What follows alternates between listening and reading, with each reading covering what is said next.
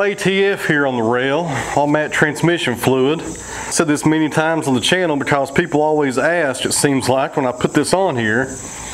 Automatic transmission fluid, that's what Wood-Mizer recommends for these rails and any of these moving parts. Keep this rail coated with the ATF, and it makes sure that everything runs smoothly here as this saw head travels back and forth on this rail. And there's a chain below it as well that operates the power feed. And you also want to spray it as well. And it drips off a little bit. People ask me sometimes, what do you do about that mess when it drips down?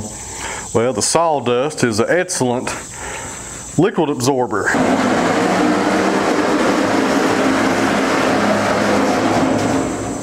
The blade guide arm right here that moves back and forth, I like to put a little bit on there, because that goes over those rollers. That just keeps that moving smoothly, I think. Then up here on the saw head, you got both of these posts. There's two of them, and that's what the saw head is mounted to. That's what it travels up and down on. I like to put it on there as well.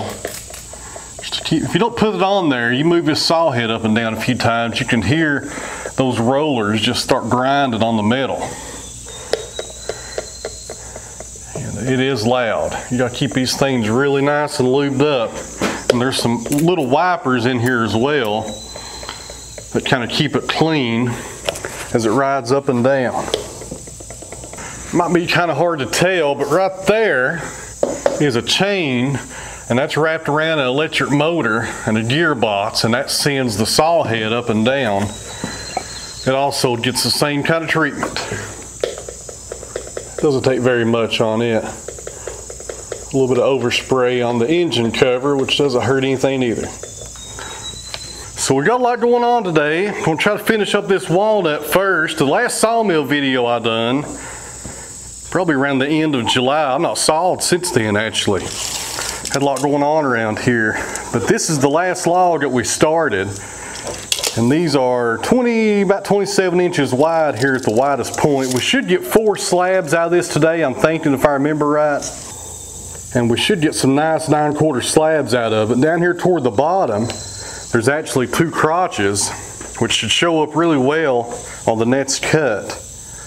And I had an email the other day. Somebody was asking me about the LX150 because they was looking at getting a Wood-Mizer. I get lots of emails from you guys asking what the best mill would be, and somebody asked me about the 150.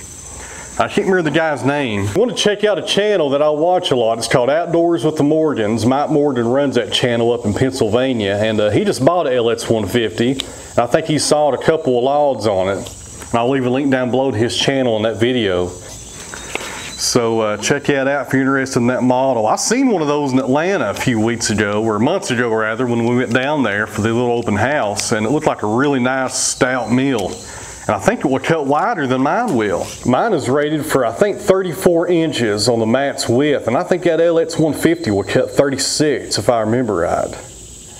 The only downside is no hydraulics. That's the only downside I saw to it. So we'll finish this one up here today. And then my dad will be here probably within the hour. It's 10:30, and he's wanting to saw some oak. So I plan on doing a walnut after this one, but since he's coming, I guess we'll do some oak as long as he shows up.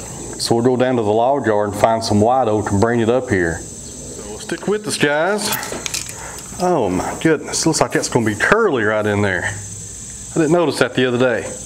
Let's get to sawing. Let's open this thing up and see what's in it. Walnut never disappoints, never gets old.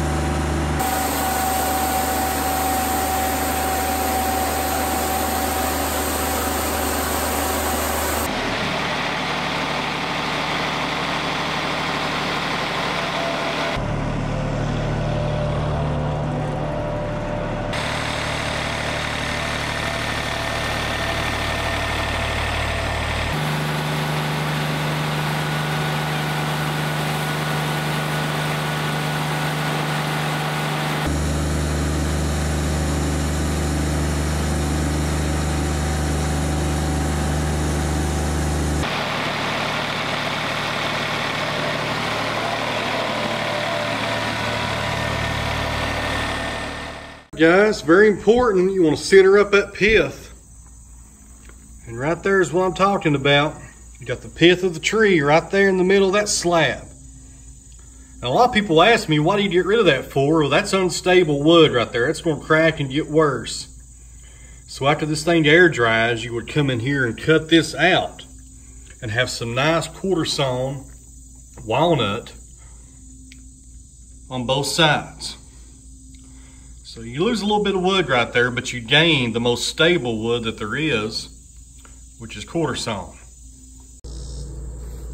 Before I take those slabs off and throw some water on them, let's check on the kiln real fast. Current temperature in there is 125 degrees, the humidity is 86, and the heater is currently off. You can see the off right there. The reason being, I got this thing set for 120 degrees, so it cuts off after that. And the compressor is running, and the compressor gives off a lot of heat, and that's why the heat keeps on rising. So let's check out back and see if we got any more water coming out this morning.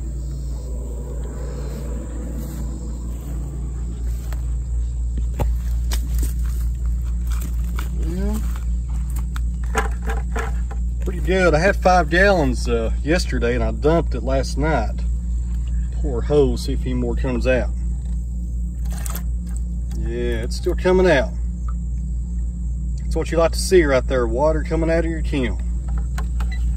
Brief view of the garden. I get lots of questions about that garden. The harvest is actually about over. We got some tomatoes going on right there in the front and a row of potatoes on the end you can't see. And back here in the back, right there, is a half of a row of October beans. Those will be ready to pick in about a week, I'm thinking, maybe sooner. But I gotta do some rotilling out here this week also and clean up a few of these beds. So I'll do a little video this week when we come out here, because I gotta put some mustard greens in the ground for a late harvest.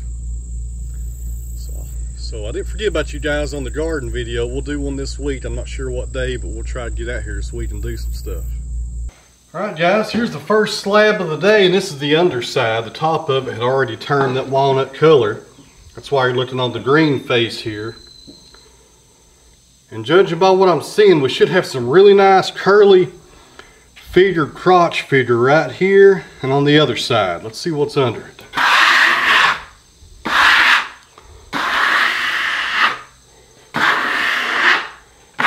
There it is.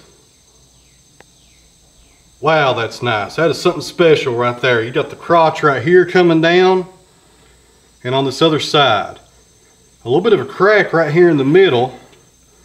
That's not a huge deal. This is some nice stuff. Let's clean the rest of the dust off here and throw some water on it. By the riverside, we have our peace, we have our freedom, if only for a time. And we will go onward apart when come the winter time. We know it well, the pain of leaving, but this will raise the bar. And I will go with all I know to seek the sounds of our dreaming. And come what may, and come what will,